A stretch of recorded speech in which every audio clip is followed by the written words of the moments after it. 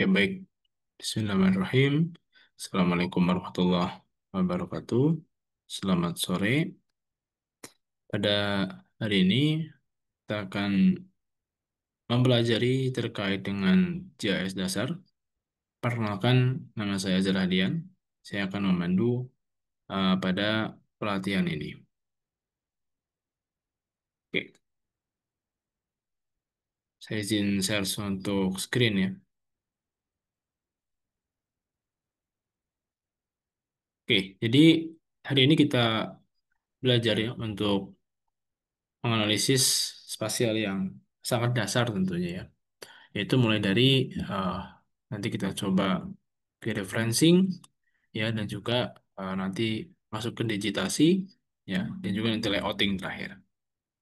Jadi kalau kita mengetahui ya apa yang disebut sebagai spasial, ya, jadi spasial itu berasal dari kata space. Ya, apa itu artinya space? Space itu adalah bermakna ruangan. Ya, jadi kita hari ini ada di ruang itu disebut sebagai space. Ya. Nah, dan kajian spasial itu pasti terkait dengan ruangan, ya, dimanapun dan kapanpun itu pasti kita terkait dengan ruangan, ya. Oke, yang membedakan kajian spasial dengan non spasial adalah data keruangan seperti ini. Ya, jadi data spasial ini adalah data yang menunjukkan misalnya di sini sebaran cadangan karbon, ya. Dari gambar ini kita mengetahui di areal mana saja yang cadangan karbonnya itu tinggi, ya, dan di area mana saja yang cadangan karbonnya itu rendah, ya. Oke, ini kan kita ketahui ini cadangan karbon itu tinggi, ya, ada di mana? Ya, di daerah Brazil, ya, di daerah Afrika Tengah, dan juga ada di Indonesia, ya. Kemudian yang rendah-rendahnya ada di luar daerah ini. Nah, sementara data non spasial, ya, data non spasial itu data yang ditampilkan berupa apa grafik, ya, kemudian diagram, ya. Ini tidak menunjukkan lokasi, ya, karena tidak bisa menjawab pertanyaan di mana, ya, melainkan hanya memaparkan berapa jumlahnya saja. Oke, nah, salah satu metode ya di dalam analisis spasial dan ini merupakan metode inti adalah pemetaan. Jadi pemetaan itu adalah sebuah proses atau sebuah cara untuk membuat peta, ya. Nah, peta itu apa? Peta itu adalah permukaan bumi yang diperkecil menggunakan skala. Nah, fungsinya apa peta itu? Peta itu fungsinya adalah untuk kita memahami bagaimana kondisi permukaan bumi secara lebih cepat. Ya, misal Bapak Ibu melihat peta, ya contoh Google Maps saja, itu kita tahu kan bagaimana apa saja yang ada di atas permukaan bumi tersebut. Ya, ya. Lalu apa itu SIG atau apa itu GIS? Nah, jadi GIS ini adalah sebuah sistem komputer yang tujuannya adalah untuk mengumpulkan data, ya, memeriksa data, memadu dan menganalisis informasi terkait dengan permukaan bumi. Ya, jadi kita melihat data-data ya apa saja yang ada di atas permukaan bumi. Ya, oke. Ini dari mulai kita mengumpulkan data ya, kita kumpulin datanya, kemudian kita validasi ya, dan terakhir kita analisis data tersebut. Oke. Kemudian apa saja elemen atau unsur-unsur di dalam SIG ini? Yang pertama adalah data, ya, data yang kita pakai. Kemudian ada analisanya. Analisanya harus apa sesuai dengan metode yang mumpuni. Ada software dan hardware dan yang terpenting adalah di sini adalah SDM-nya atau people-nya. Nah, itu adalah hal penting di dalam sistem informasi geografis. Oke, lalu apa saja komponen informasi geografis? Yang pertama adalah komponen posisi.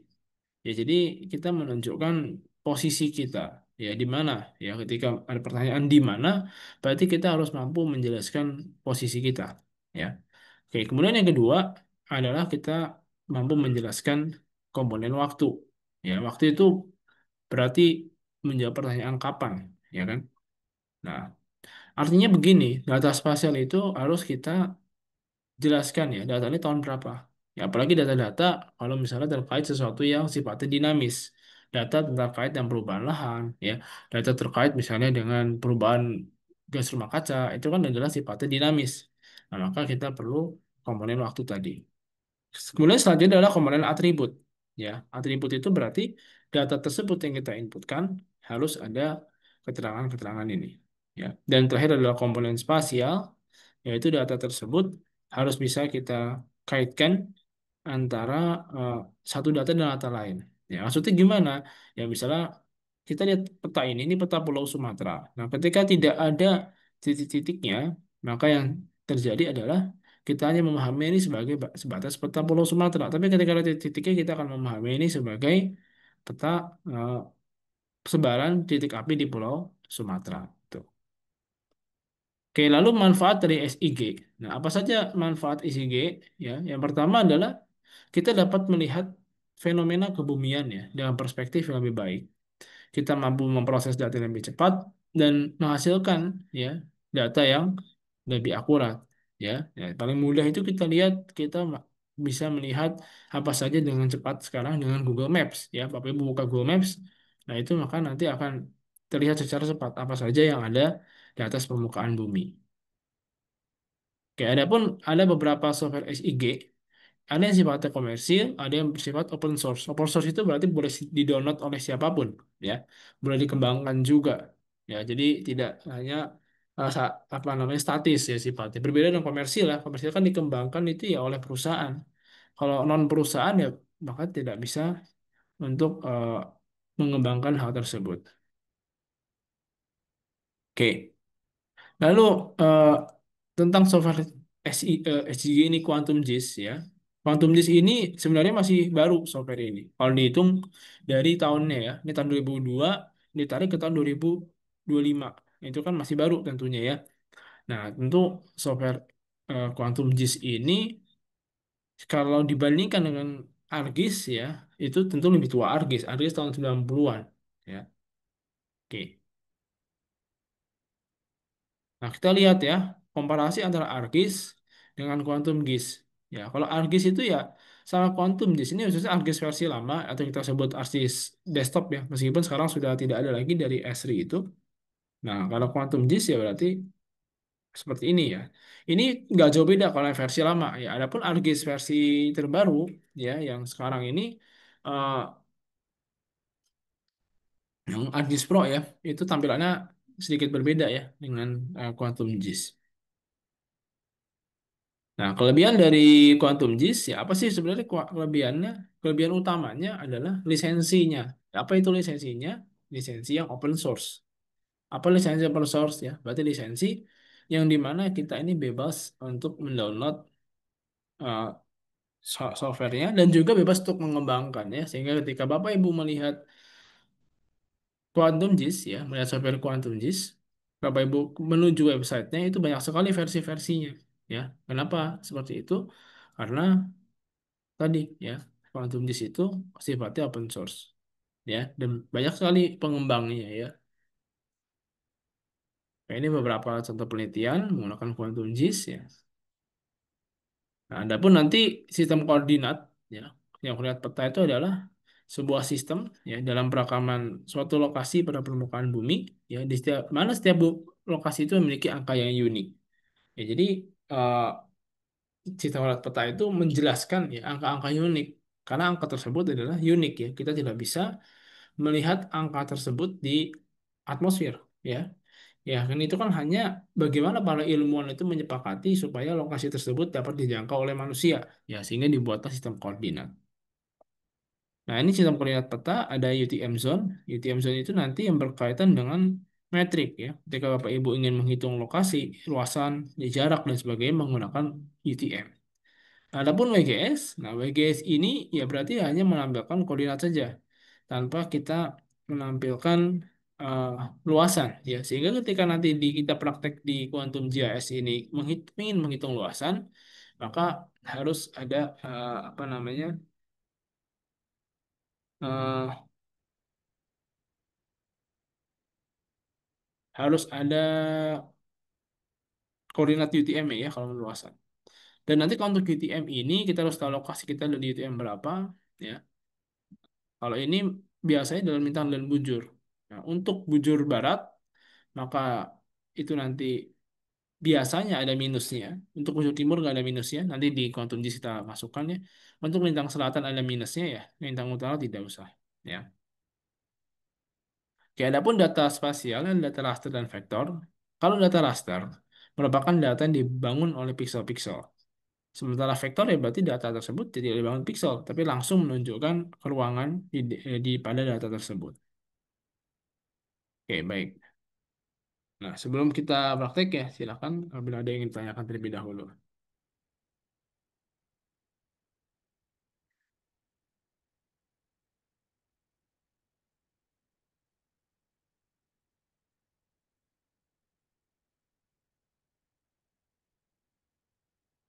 Oke, jadi untuk praktek ya, jadi kita namanya dasar ya kita simple aja,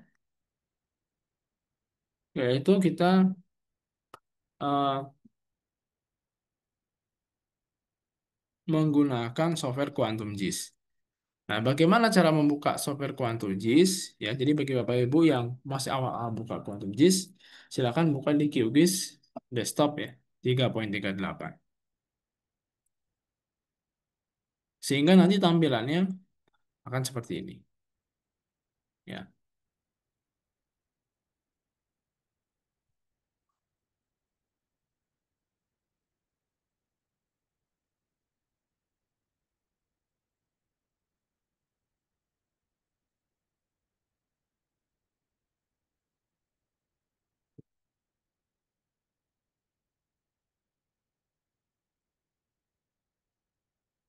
oke. Kemudian selanjutnya yang kita lakukan adalah biasanya dalam Quantum JIS ini, ya ini layar saya kita close, manage layer toolbar mungkin saya matikan dulu. Nah, biasanya seperti ini tampilannya, ya. Supaya tampil seperti tadi, caranya bagaimana? Kita klik kanan, manage layer toolbar, klik kanan lagi, sini layar panel. Nah, oke. Lalu kita coba memasukkan data ya. Jadi data yang saya kirimkan ada dua, data raster dan data vektor. Kita coba masukkan data vektor dulu. Kita pilih di sini add vector layer, kemudian kita pilih vektor dataset, ya. Kemudian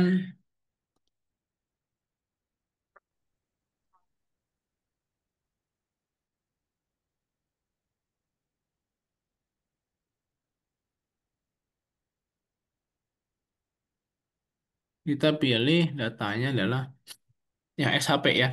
Kenapa SHP? Kalau Bapak Ibu tadi vektor berarti kita ekstraksi ke S3 save files. Open, pilih add. Nah, ini adalah data vektor ya. Ini data ini sudah sesuai dengan koordinat data vektornya. Sehingga data ini sesuai dengan apa yang ada di atas permukaan bumi. Bisa kita lihat sini.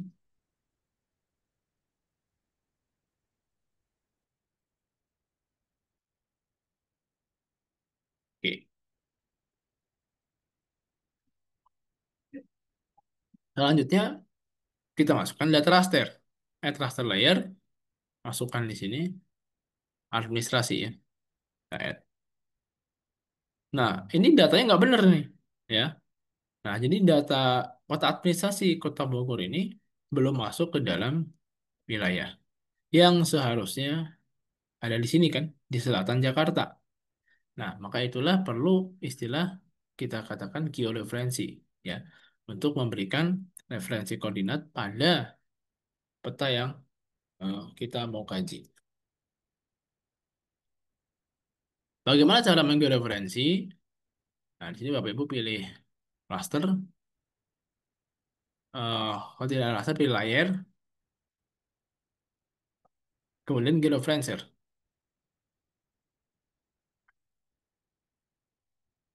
ya. Oke, kemudian pilih open raster.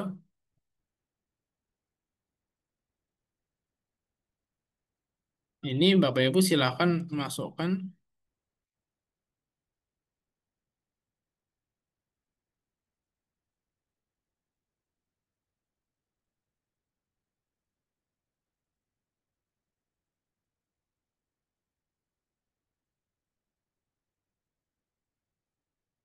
tanya ya, administrasi. Nah,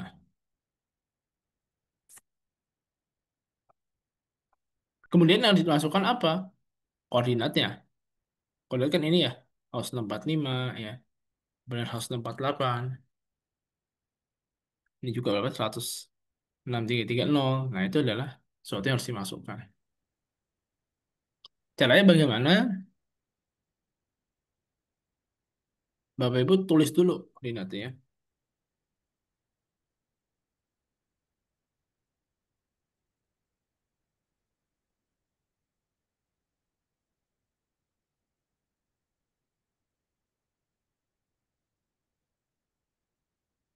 Ini 106.450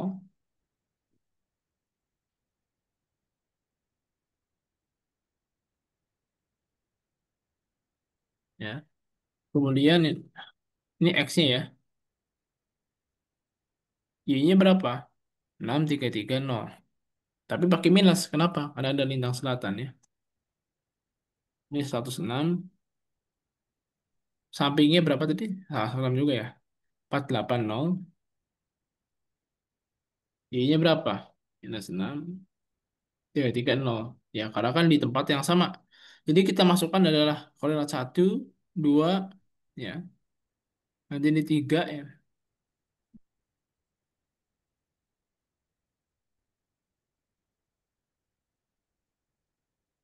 300.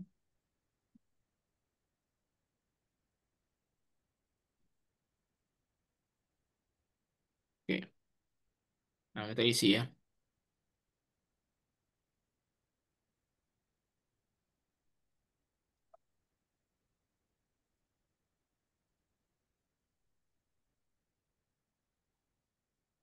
Ini 106.450. Tadi kan selatannya minus 6, 33, kasih 0. Jadi untuk memisahkan degree minus second, ya ini pakai seperti ini. Klik OK.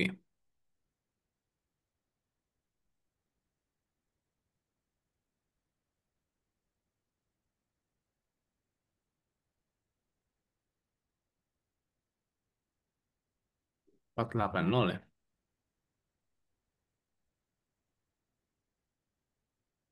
Nah ini kenapa ke atas, biarkan saja. Nanti ketika dimasukin bawahnya yang sini.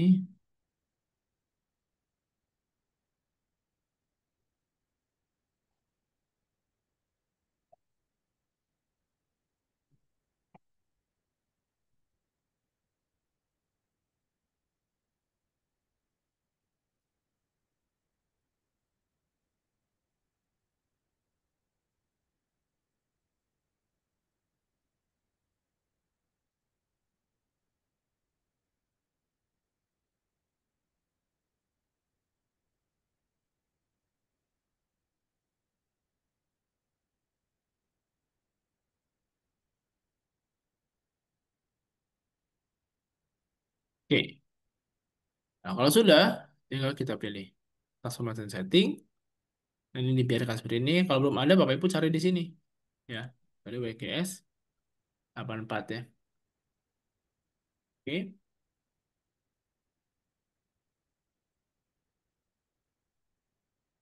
nanti kita run aja. Nah, portal kita sudah masuk sesuai dengan lokasi yang di seharusnya.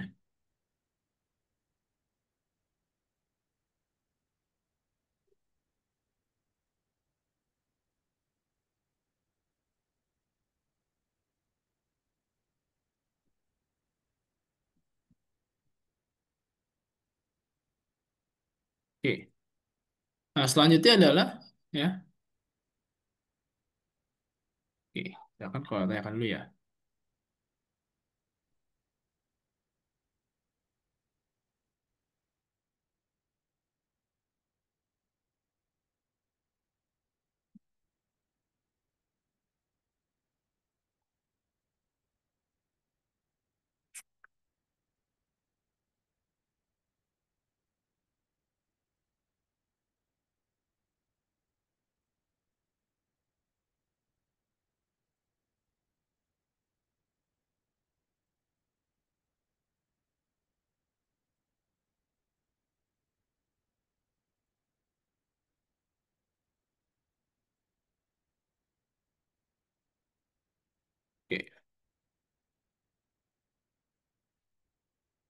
Selanjutnya kita masukkan untuk digitasi. Tapi ini ya, new shape file, file name-nya.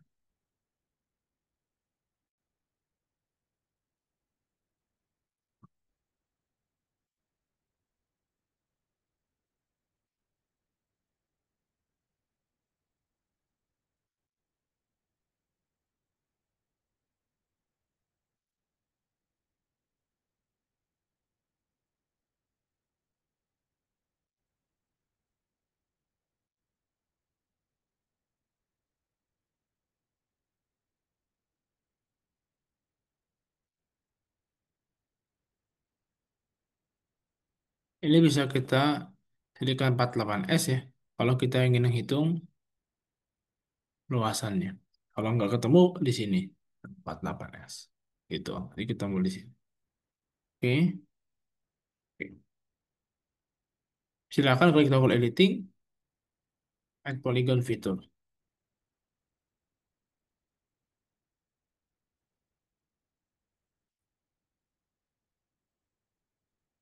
Tinggal di Oke, sorry, sorry.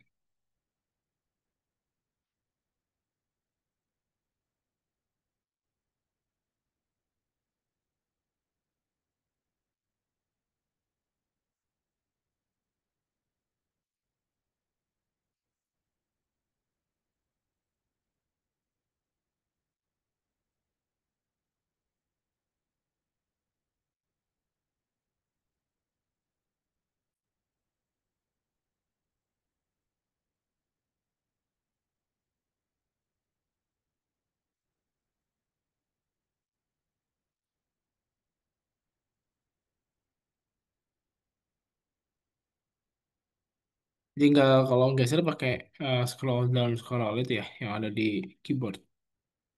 Nah, kalau ada sesuatu yang salah, tinggal pilih delete aja, mundur.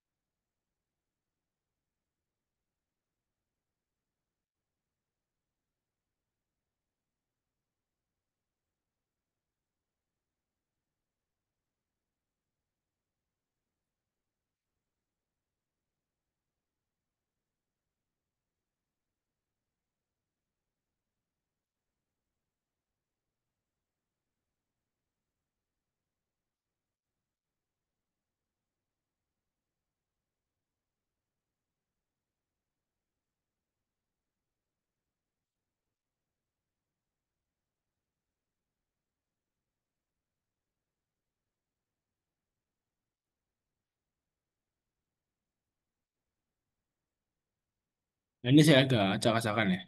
Bahkan ini sampel.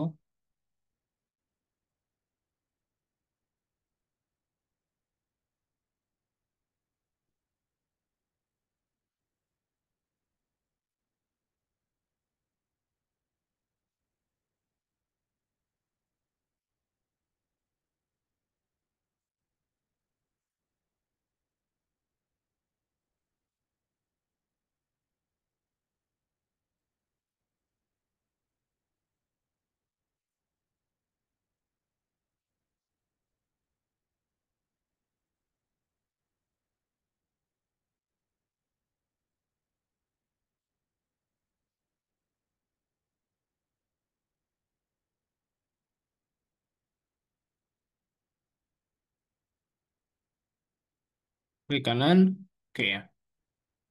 Dan kita save. Biasanya, ini ketika kita digitasi, ya apalagi saat-saat awal, ya namanya kesalahan geometri atau kesalahan batas itu sering terjadi. Ya, maka caranya adalah Bapak Ibu tinggal pilih klik uh, Processing Toolbox, pilih Fix Geometries. Ya, tinggal nanti kita pakai save file.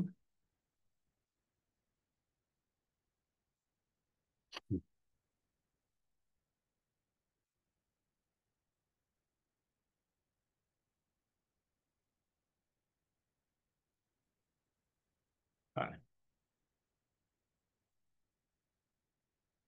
oke, kemudian kita close aja yang nggak dibutuhkan ya.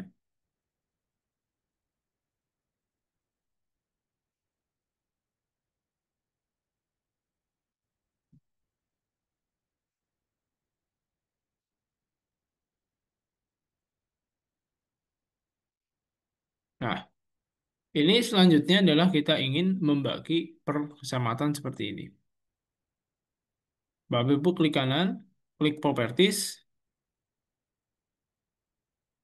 pilih simple fill, transparent fill ya.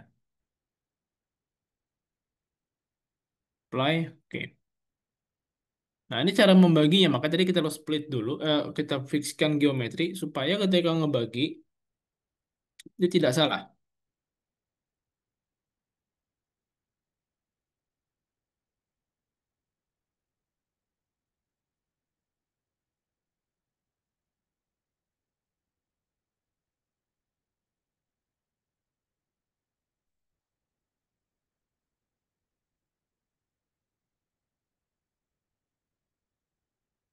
Nah, caranya adalah kita toggle editing. Saya jangan di sini lagi, tapi di edit, edit geometri, pilih namanya split features. Cara split bagaimana? Bapak Ibu klik bagian agak luar sini. Ya, saya contoh kecil dulu. Klik, klik, klik, klik, klik, klik. Klik kiri ya di mouse, klik kanan. Ini sudah terbagi. Ya, kalau belum berarti nanti.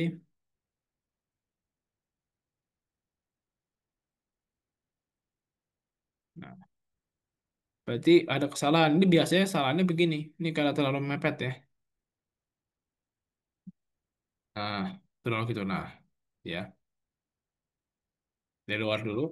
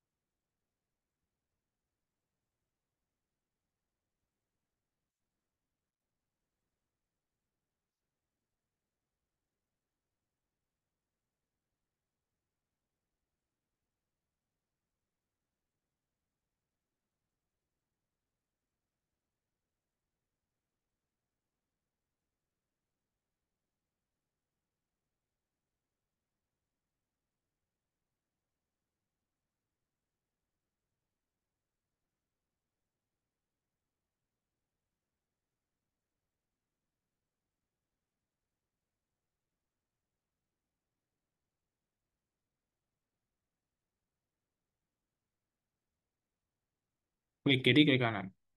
Ini sudah terbagi satu wilayah. Tuh. Itu begini.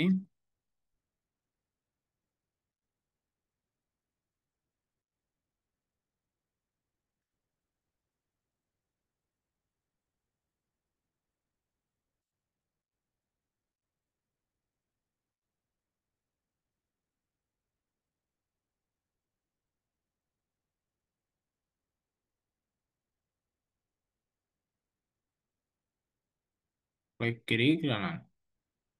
Ya, itu klik kiri ya. Nah,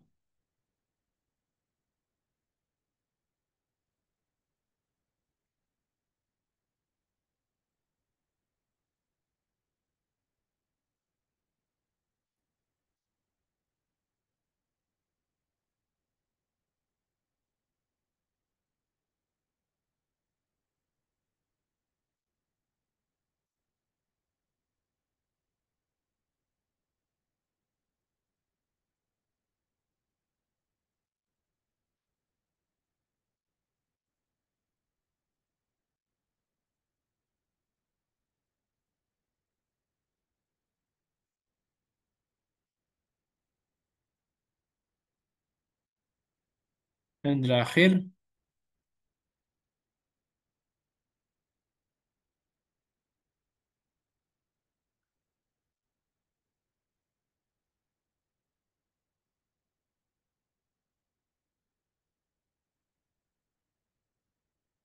nah, ini sudah ada 5 lokasi ya.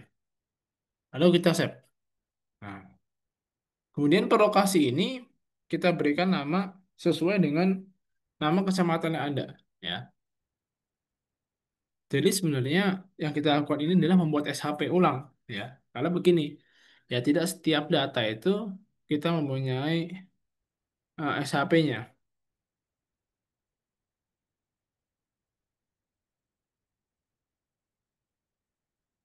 Ya, jadi kita harus buat sendiri data tersebut.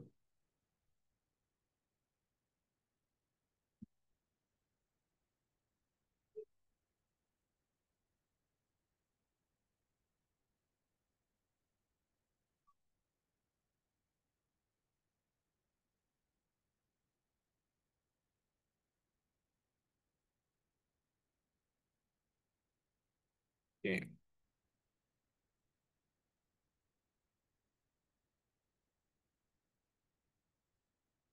Selanjutnya adalah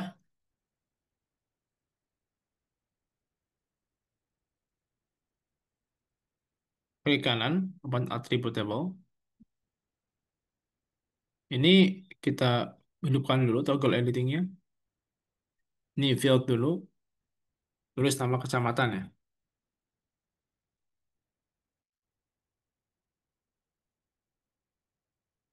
Taruhlah kecamatan 15 ya. 15 apa? 15 digit huruf yang bisa masuk. Dan di feed lagi.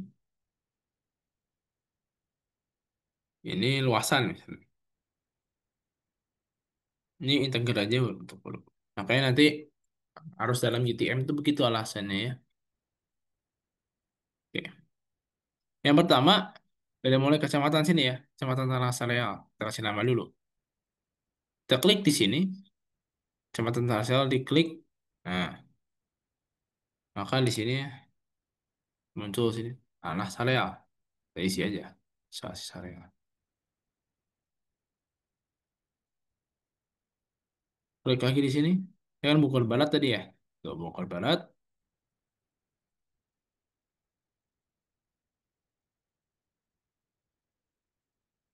Oke. Di Bogor Selatan.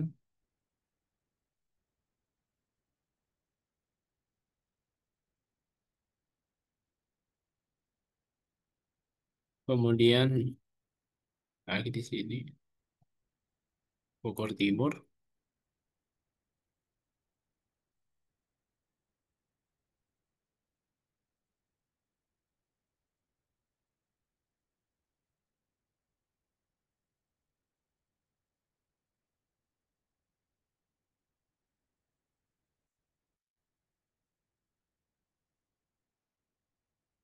Di Bogor Tengah dan Bogor Utara ya.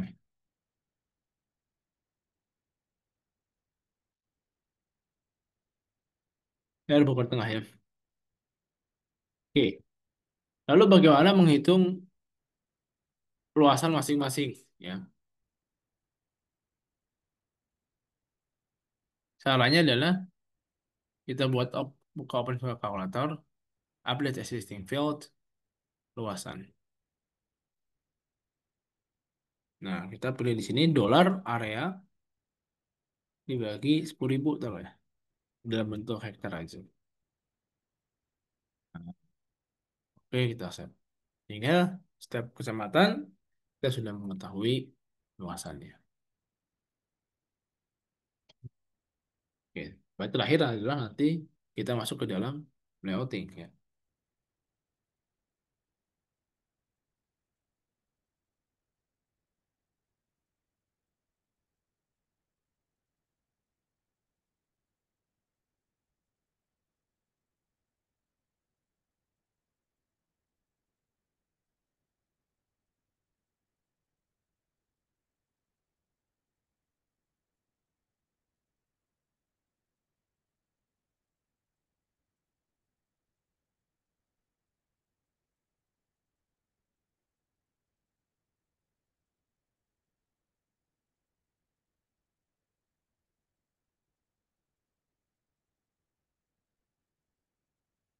Oke, lanjutnya kita tinggal kasih warna aja ini sama kasih labeling. Caranya bagaimana? Klik kanan, properties ya.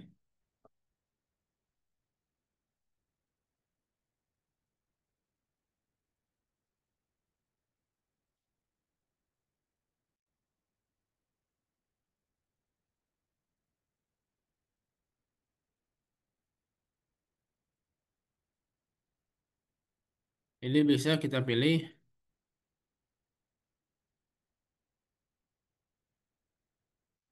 apply, oke. Dan tadi ya, labelingnya atau huruf-hurufnya, single labels,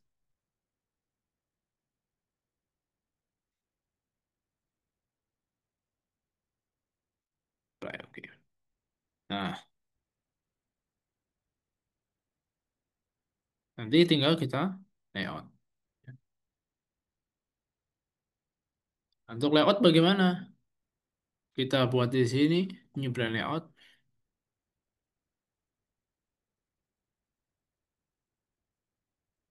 Nah, ini kita bisa atur ya, klik kanan, page properties, mau landscape lah, mau portrait. Nah, itu tergantung preferensi kita. Ya.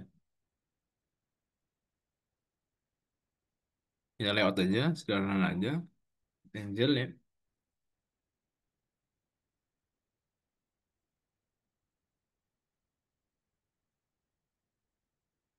Kemudian kita masukin map kita ya.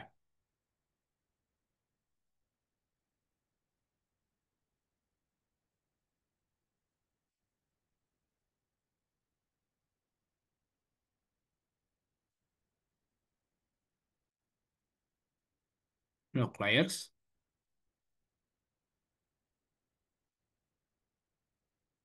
Backgroundnya bisa kita ganti ya, kalau nggak mau putih misalnya.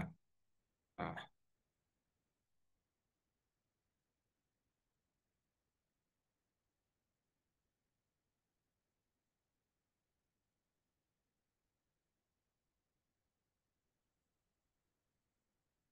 grid itu adalah eh, apa namanya koordinatnya, solid aja. Oke,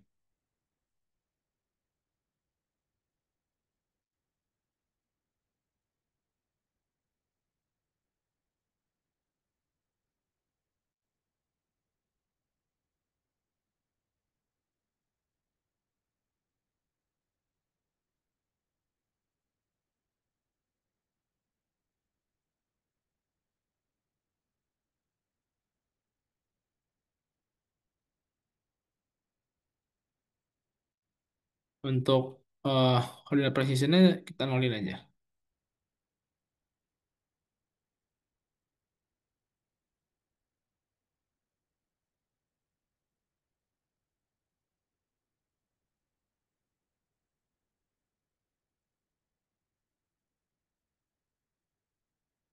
Oke, nanti biasanya kita tambahkan arah utara ya,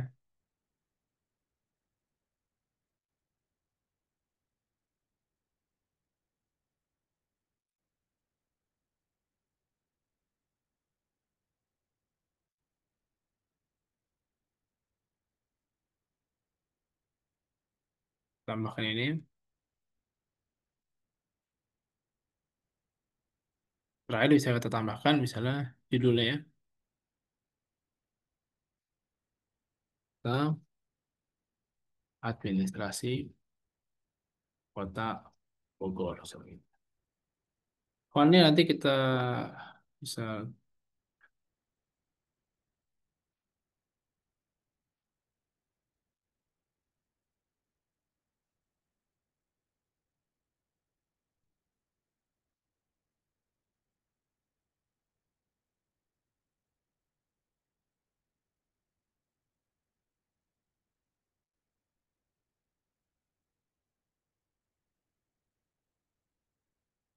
luarnya atau kreatif.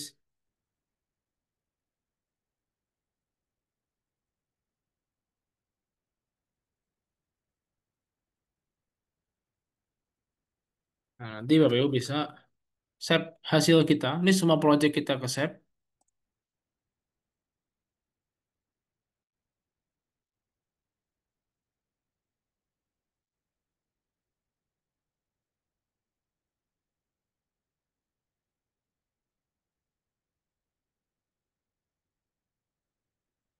Dan satu lagi adalah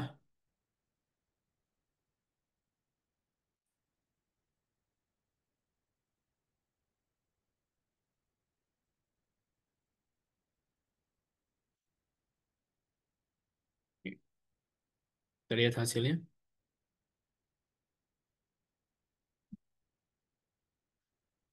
Ini.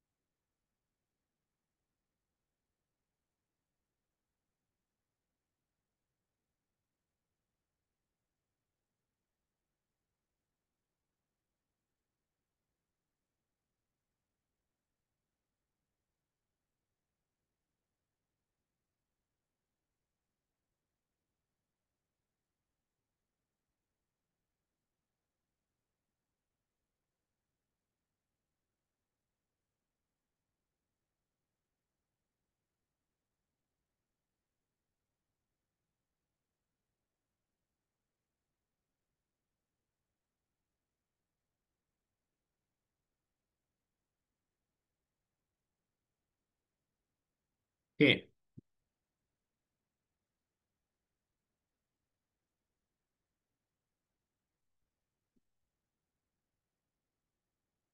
baik. Itu adalah eh, sekilas tentang pembahasan kita ya pada sore hari ini. Silakan kalau ada yang ingin ditanyakan dulu ya. Ini sebenarnya masih dasar ya.